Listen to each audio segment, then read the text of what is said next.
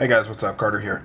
Well, I've gotten a number of people requesting this video just because of some comments that I've left about this knife. You know, I've mentioned that in a few of my videos how this one gave me a cut when I was testing the lock.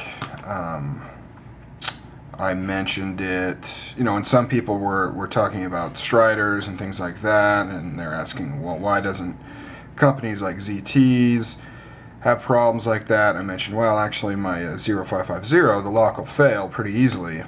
So I figured I'd do the video on it here. Just as a disclaimer, I'm not trying to say anything. I'm not trying to trash talk this knife or the brand. I'm not trying to say it's a bad design. You know, take it for what it is. But it, you know, it's there, and I don't have proof that these other Gen 2s have the same thing going on, but I'm assuming that they probably do. Basically, what it comes down to is it's just really easy to get that lock to fail. Let's see if I can see. When you flex it, you can see how it, I mean, it basically doesn't take too much strength to get that to happen. And why that's happening, for one, is the angled tang. You know, in my previous video I mentioned how, you know, that my kid's yelling at me, that'll cause something to possibly slip. But the main thing is the spring tension on this bar is so slight, it is really easy to disengage, and that's just because of how this cutout is really thin and really big, things like that. And then on top of that too, you have the fact that it's carbonized, so there's no stick, so nothing's sticking.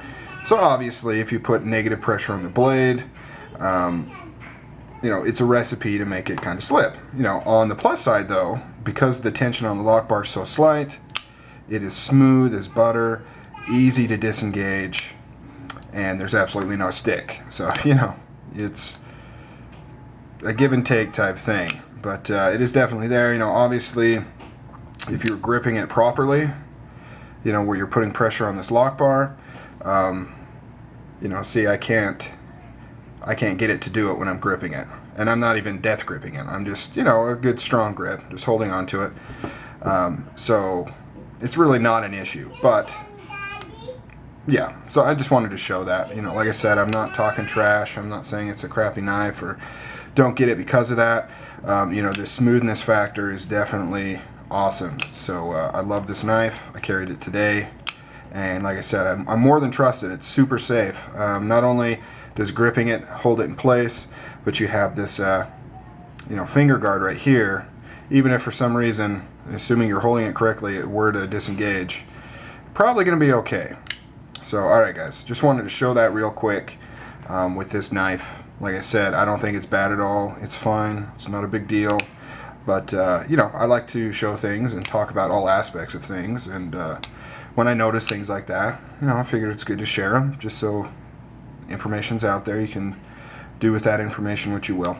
Alright guys, later.